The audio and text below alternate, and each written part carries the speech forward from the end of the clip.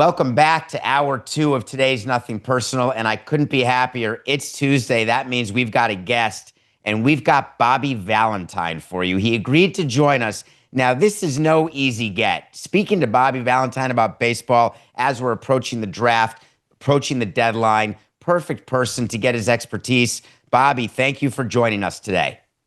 Hey, David, good to be with you. Early morning. It's always fun to be on a Zoom early in the morning. Well, it's amazing. You don't have one hair out of place because you are always ready for prime time, which you are. And I want to get into it. There was news this weekend that broke right on the day, just 2 days ago, as the All-Star rosters were being announced. And I really wanted to get your view because you know my past and our past. There are firings and there are hirings, and there's timing of that.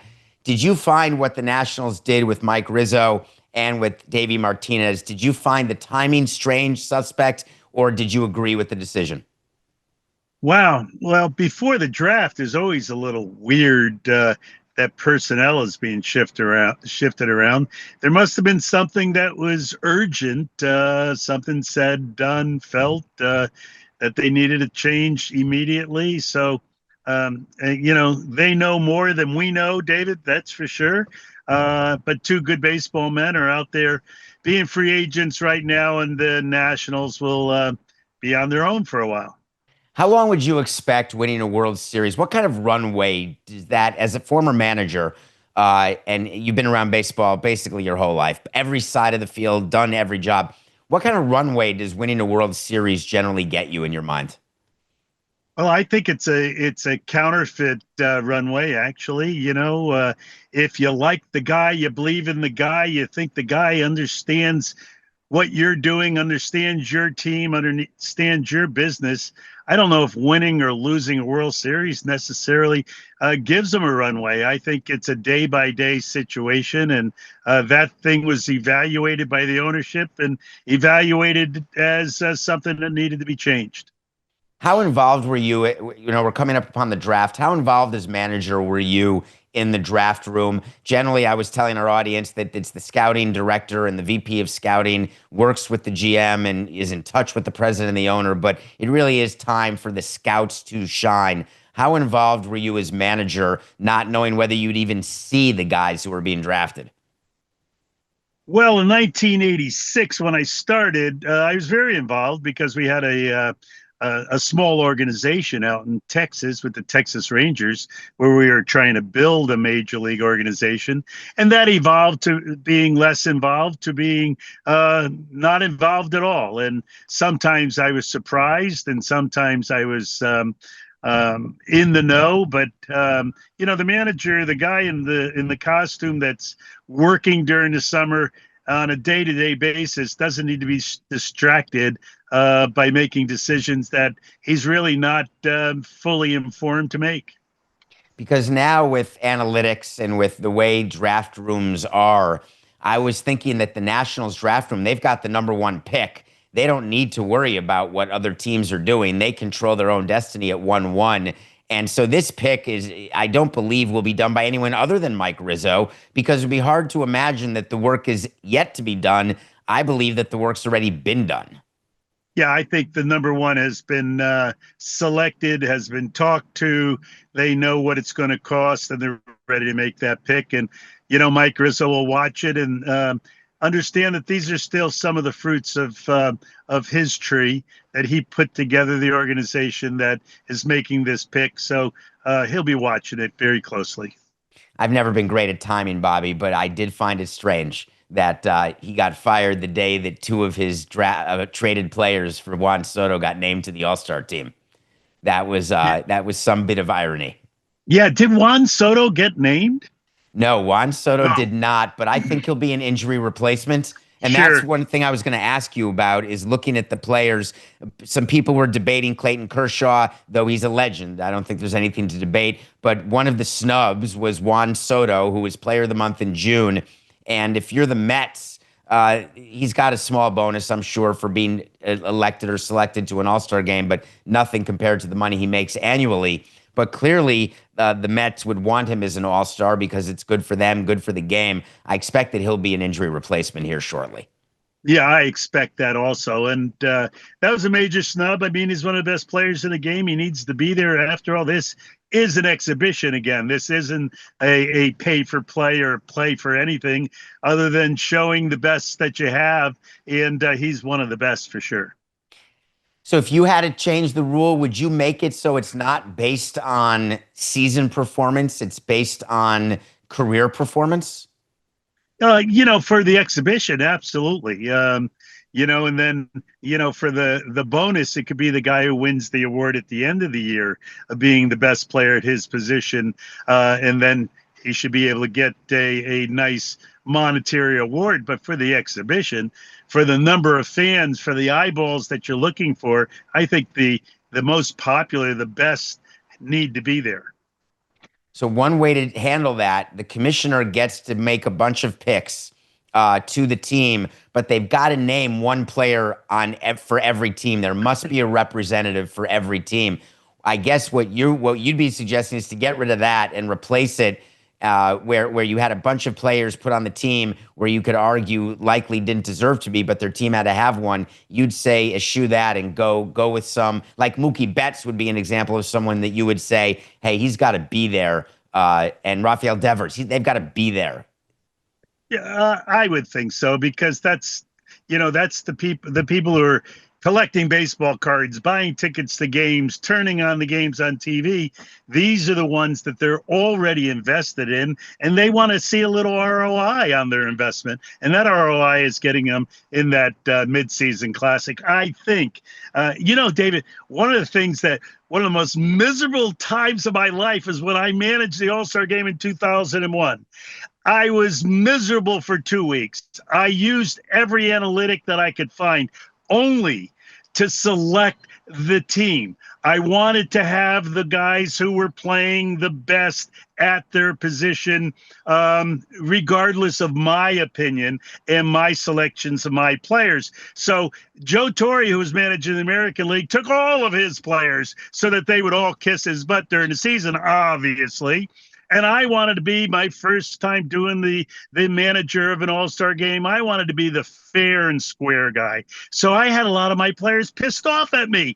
It was the most stupid thing I ever did in my life. I should have said, forget about Phil Nevin. Who cares that he's having a little better statistic year than Robin Ventura? I should have taken Robin Ventura, my third baseman. But no, I took only those who were best in breed.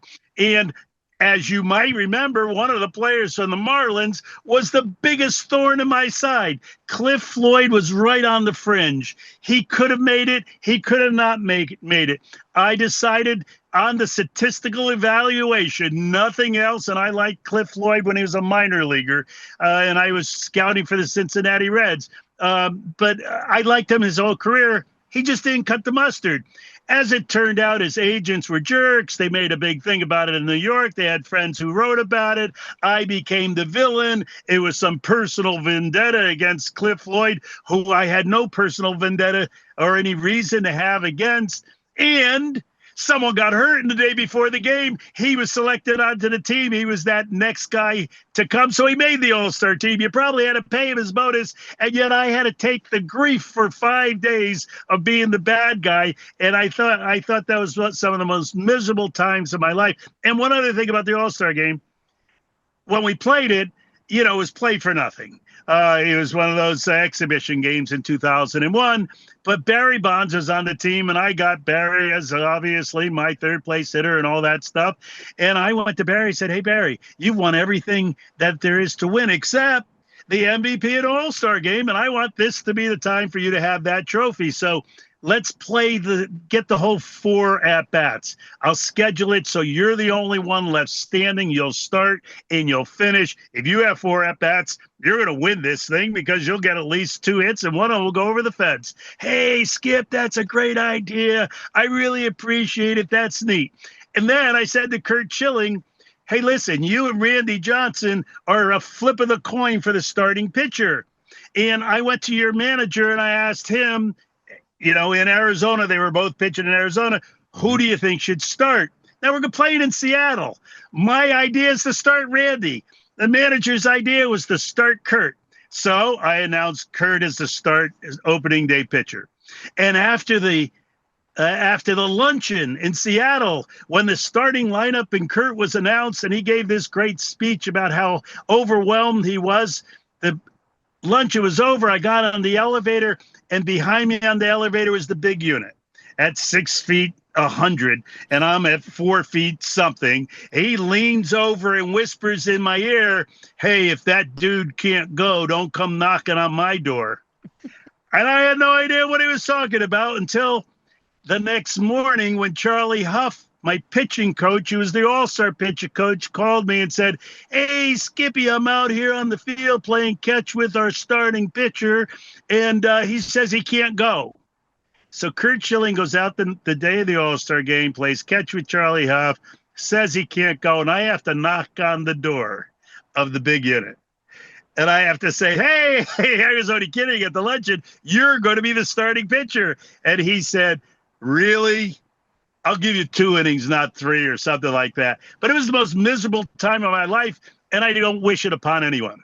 I'm so sad for you to say that, only because the only way you get to manage an all-star game is that you got to manage in a World Series the year before. And to me, it becomes the end. It's like the bow at the end of a gift that ends sort of that period of greatness where you bring your team, you win a pennant, you get to the World Series, you get to manage the next year's all-star game. I have to find out. Give me one positive thing. One positive thing. One more footnote. Barry comes up to me and says, "Thank you." In the 4th inning of the game, Dusty Baker, who was his manager, who was a coach on the team, and my good friend, came down and tapped me on the shoulder. He says, "Hey, I got some bad news." I said, "What's the bad news?" He says, "We're going to have to pinch hit for Barry." And I said, "Why are we pinch hitting for Barry?" He says, "Well, his charter came in early and he just left." So I didn't even get that to happen. And then the worst thing is Lasorda, who I never was in uniform with in the major leagues, only in the minor leagues in Venezuela and Dominican Republic and all that stuff, got permission. I got permission from the commissioner to have an honorary coach and to have Tommy Lasorda be in uniform with me so that we could say we were in uniform together one time in a major league field. So he begged me to coach third to get some runs. Obviously, he wanted to go out so the fans could see him. They want to be stuck in a dugout. He finally conceded. He went out to coach third base. And that's when Vlad Guerrero, you remember, let go of the bat on the slider away. He was my player, Bobby, when this happened. Of course you remember. And there goes this bat slowly propelling down the third baseline at Lasorda's head. I saw his life flash in front of me. He did a backward roll. He didn't get hit, but that didn't work out very well either. So the end of that Lasorda story, and people may not remember, he was your first, as I would recall, your first ever manager, wasn't he? In the minor leagues? Utah, rookie ball. Yeah. Did you realize, I mean, you were playing for, I mean, you must have, that you were playing for Tommy Lasorda. But I just want to mention the All-Star game thing. Sorry, Coca. We've gotten off track a little bit. But Vladimir Guerrero did not know, as you know, Vladimir was Vladimir. We spoke about it after. He wasn't aware that Tommy Lasorda was the third base coach. Sure. So why would he be? Why would he be? Like, it wouldn't even occur to him. And even if you told him, he probably wouldn't know who it was. And I say that with love for him. And so he said, "Oh, I just assumed that he'd get out of the way." And we said, "Hey, you almost killed a legend, the legend who was on the field as a special treat that Bobby, and you were Bobby, and it was twirling toward him. And the broadcasters, the commissioner, everyone was silent for that second, like time stood still." Oh, yeah. Go Google that, Coca. Because I bet you Coca is too young. He may not have even been born then. He was born, but too young. It was terrible. I was something else. All right, I want to switch gears and ask about this. In all of your years managing, because you bring up a big change, the All-Star game now, the commissioner's much more involved in the choice of the starting pitcher. Much more. It's not really up to the manager to choose. The makeup of the roster, the manager gets say, as do players, fans, and the commissioner's office. When you think about all of the changes that have happened in baseball, analytics, front office involvement, pitch clock, size of bases, whatever designated hitter, ghost runner, as a permanent baseball guy, legend, what do you like? What don't you like? Oh, I like most of it. I'm not, 73. I was a player when they put in the designated hitter is going to be a 3-year experiment. Obviously that experiment is now permanent. I don't mind it. And why are we stopping at those little changes that really are kind of eyewash instead of going to the crux of the matter? That today we can actually have rule 1 of the baseball rule book. Rule number 1 could be enforced and in play every game instead of being the stuff that I have to watch every day and you have to watch every day with guys missing calls. Why don't we institute an automatic balls and strikes? It's ridiculous that we worry about the umpires union. We worry about the catchers union. The rule book says that if you throw it over the plate, it's a strike. If you don't, it's a ball. That's rule number 1. And it's not enforced in every game that we watch. And it's getting me sick every game that I watch. One at bat can mean the game. One game can mean the championship. And we allow that to persist. I don't get it. So the challenge system, though, looks like it could be in place for next season. And that would pitches. A guy missed 20 of them the other day in one game. 20.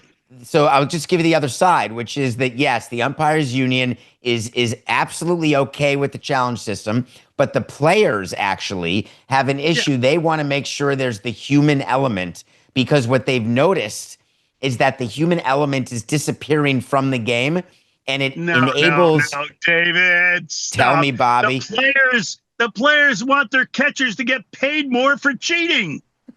What the hell? Why framing? You know what framing is? Bob Boone started framing. Framing is when you catch a ball and you turn your glove this way, that, and it becomes a picture frame that you make the ball in. It's not framing that they do today. It's cheating. And we allow it to happen. Guys get rewarded monetarily for taking balls that are off the plate and making the umpire think they're on the plate. I don't know another sport that allows one of their participants to get paid extra and be rewarded and be a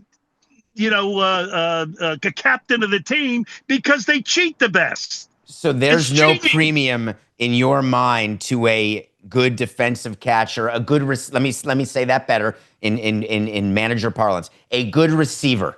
Because part of being a good receiver is how you receive the ball. You're saying that there's no premium for you with that.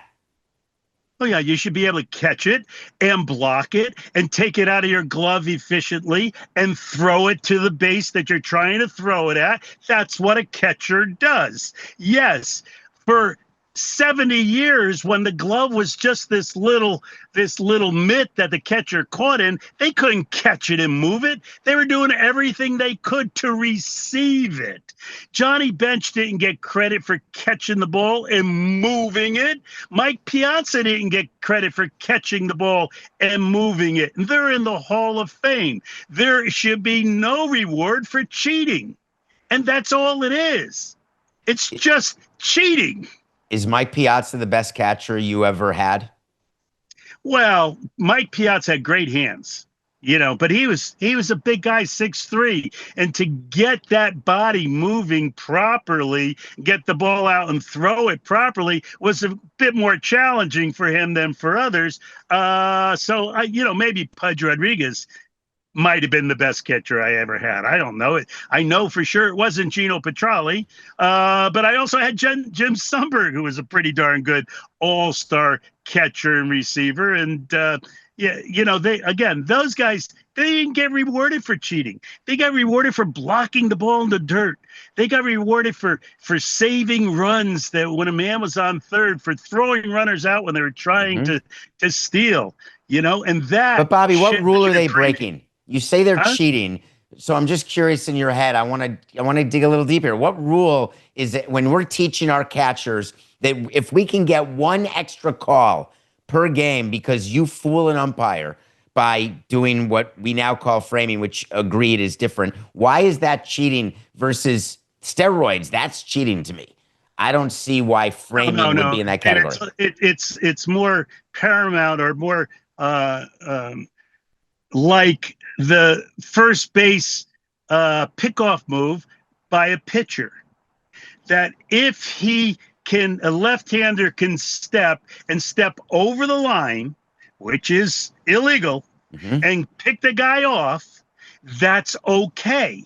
But if he gets caught, it's a balk.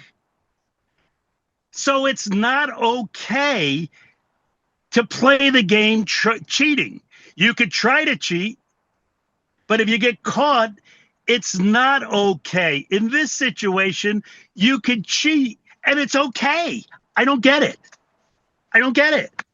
I don't know if you were. I played for years when the Atlanta Braves had catchers that were ahead of that game, and they were really good at setting a ball off the plate, catching the ball toward the plate, deceiving the umpire, and their pitchers who were great. Don't get me wrong, but they were great. Plus, they had an additive, and the additive was that their catchers were able to cheat. And I don't know that that's the way the game should be played. The umpire checks a pitcher's glove after the game. The little kid sitting in the stands, he says, "Daddy, why are they checking the pitcher's glove when he walks off the field?" "Oh, Johnny, that's to prove that he's not cheating, that he's not putting something on the ball that he shouldn't." Well, why don't they review every play and catch the catcher who's cheating? Did you have sunscreen, Bobby? It's not a strike. When a guy throws a pitch that's a ball, the rule book says it's a ball. End of conversation. Did you have sunscreen in your training room when you were managing a team?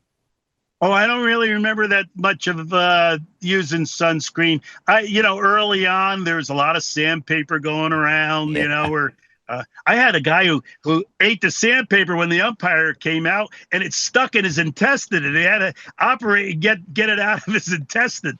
That was cheating. But again, it wasn't allowed. It wasn't. No one was getting paid more because they were good cheaters. I'm completely blanking, Coca. There was a pitcher who had in his back pocket, he had a nail file. Joe Niekro. Bobby, you got it. There's a picture. If you haven't heard of Joe Niekro, you should. He and Phil Niekro, maybe the best brother tandem pitching of all time. Maybe not. I'd have to look, but really damn close. Yeah. Oh, yeah, they're probably better. So Joe Niekro they approach because someone is accusing him of something, and they're looking in his pocket, and he puts his hand in his pocket to show he has nothing, and he takes the nail file and throws it as though no one will see it. And, of course, he got caught.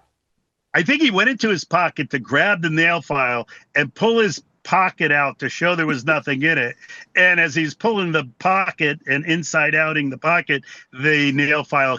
And knuckleball pitchers, don't throw with their knuckles. They throw with the end of their fingers and their fingernails. So to have a nail file is perfectly normal. There must have been something else going on there for Joe to plead guilty at the time. It's one of my favorite misconceptions that people have is that a knuckleball has nothing to do with the knuckles. You actually dig your nails into the ball, and that's why you see, like what Bobby's doing. If you're watching this on Nothing Personal with David Samson, if you're listening, what we're showing you is you literally bend your fingers and put your nails in the ball in a way that it's sort of resting on your top knuckle, but it's not truly a knuckle ball. It's a nail ball is what we used to call it. And they're hard as hell to throw.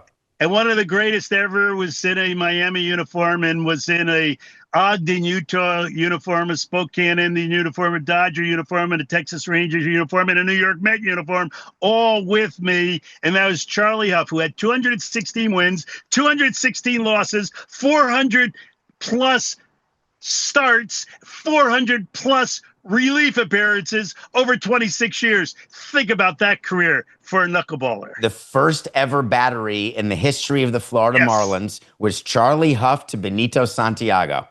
Exactly. I don't know where we go from there, except, Bobby, we're already out of time. Thank you. Shoot. It's unreal. I appreciate you. Have a great day. Thank you for getting up with us. And we'll do this again soon, and I look forward to seeing you in October. Continue success, David. Take Thank care. you, Bobby. Thank you. Bye-bye.